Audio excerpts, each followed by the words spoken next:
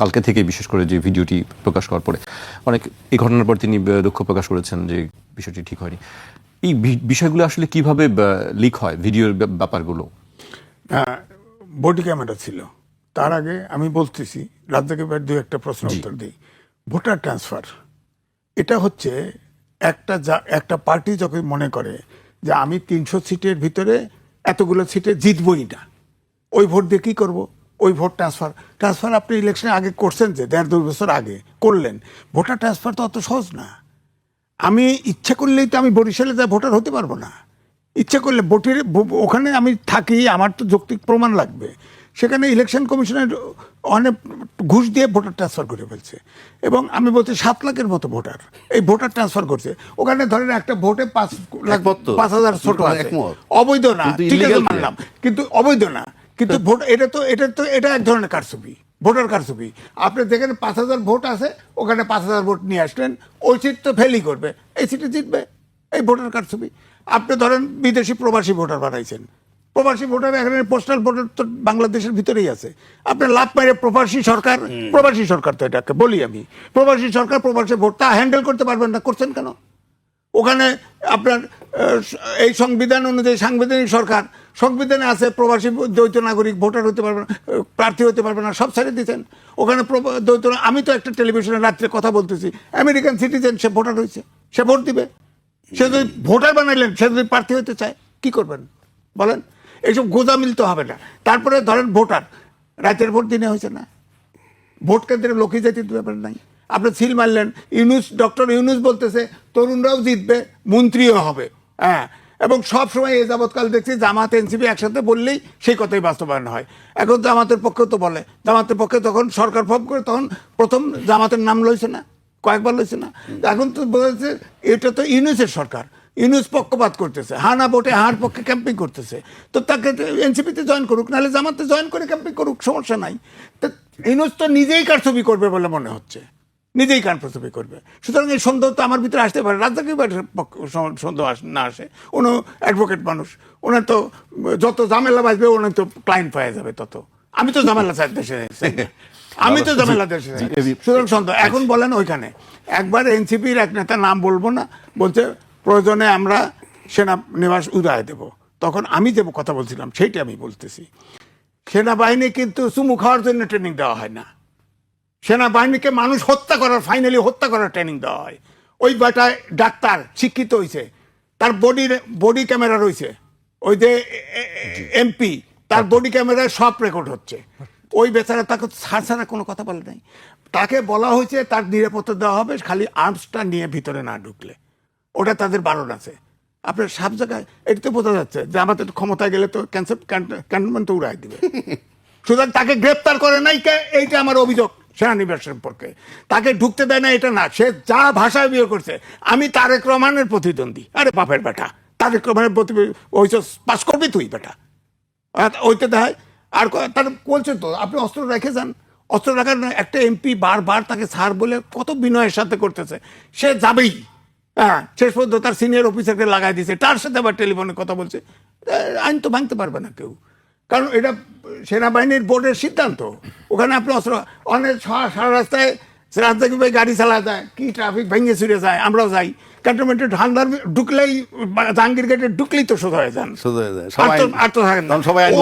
এই বেটা এমপি দাঁড়াইছে, সোজা হয় না, ওরে ঘেটটির দেওয়া, ওকে গ্রেপ্তার করা উচিত ছিল, গ্রেপ্তার করে বুটের গুতায় ওরে আক্কল দিয়ে দেওয়া উচিত ছিল। ছেড়ে দিছে কেন ওকে? এখন আবার দুঃখ প্রকাশ আছে নাকি? আপনি গণহত্যা করে দুঃখ প্রকাশ করবেন, মাফ হয়ে যাবে? আপনি ক্যান্টনমেন্টের গেট ভেঙে দিতে চান, আপনি মাফ করে দেবেন?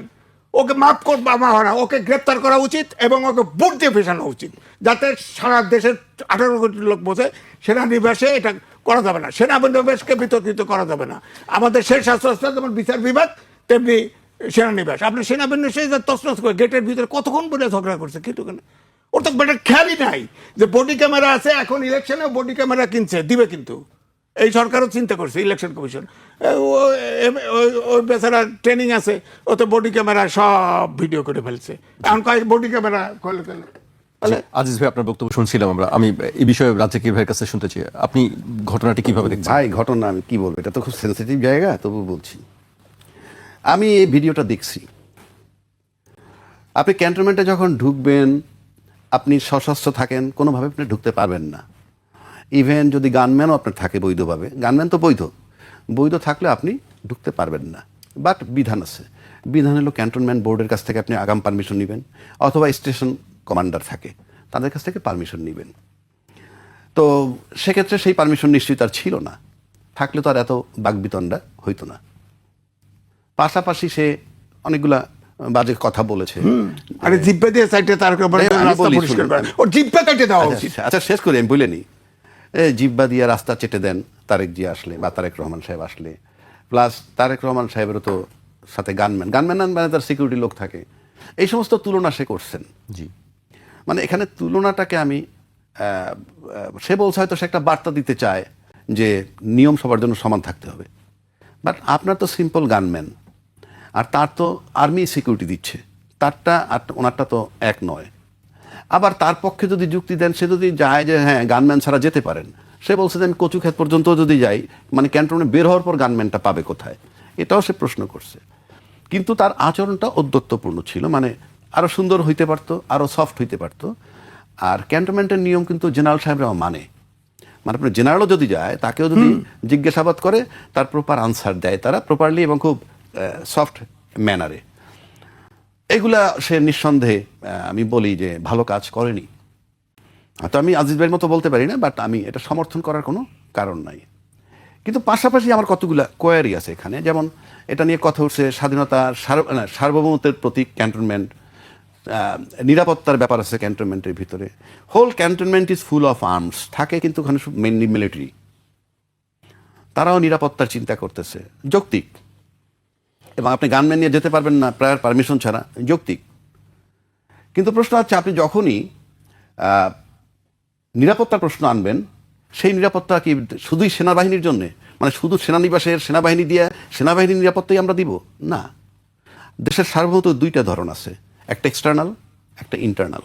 এক্সটার্নাল কোনটা? আমার যে সীমানা, এই সীমানা ক্রস করে যদি, বা সীমানায় যদি হামলা করে সীমানা ক্রস করে কেউ ঢুকতে চায়, এটা সার্বভৌমত্ব ভঙ্গ হবে, রক্ষা করবে সেনাবাহিনী। আবার এই যে সেনাবাহিনী এখানে বসা, ক্যান্টনমেন্ট তো আপনার নিরাপদ জায়গা, ক্যান্টনমেন্টের নিরাপত্তার জন্যই তো করছেন। কিন্তু আমি যখন বিডিআর কিলিংটা দেখলাম, সেটা তো রাস্তায় হয় নাই, সেটা পিলখানার ভিতরে হয়েছে, এটা ক্যান্টনমেন্ট। কোথায় ছিলেন আপনারা? সেখানে অস্ত্র নিয়ে কারা ঢুকলো? যদি ভিতরের অস্ত্র দিয়ে করে থাকে, বের হইল কিভাবে? নিরাপত্তার প্রশ্ন বলছেন আপনি, তো নিরাপত্তার প্রশ্ন বলছেন। নিরাপত্তার প্রশ্ন, 57টা অফিসার মারা গেল ক্যান্টনমেন্টের ভিতরে। আপনি যদি আপনার নিজের নিরাপত্তা দিতে না পারেন, আপনি রাষ্ট্রের নিরাপত্তা কি দিবেন? It's a question mark. 2 নম্বর, অনেক সেনা অফিসারের প্রবেশ নিষেধ ক্যান্টনমেন্টের ভিতরে। অনেক অনেক সেনা অফিসার কিন্তু রিটায়ার্ড, কিন্তু প্রবেশ নিষেধ। কেন নিষেধ করছেন? ক্যান্টনমেন্টের কাছে প্রশ্ন করলে তারা বলবে নিরাপত্তার প্রশ্নে। বাট 57 জন অফিসার মারার দৃষ্টান্ত আমি ভুলবো না। এটার ব্যাখ্যা কি? তার তো ক্যান্টনমেন্টের ভিতরে মারা গেছে।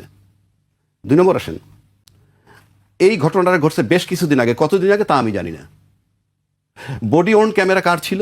শুধুমাত্র ওখানে সেনা অফিসারদের, অফিসার না, যারা গেটে ডিউটি করে তাদের ছবিটা কিন্তু এমপি ওকে, সেখানে তাদের ক্যামেরায় ধারণ করছে।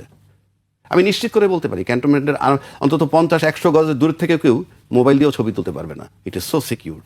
তাহলে বডি ওন ক্যামেরায় সেইটা বের হয়ে গেল কেমনে?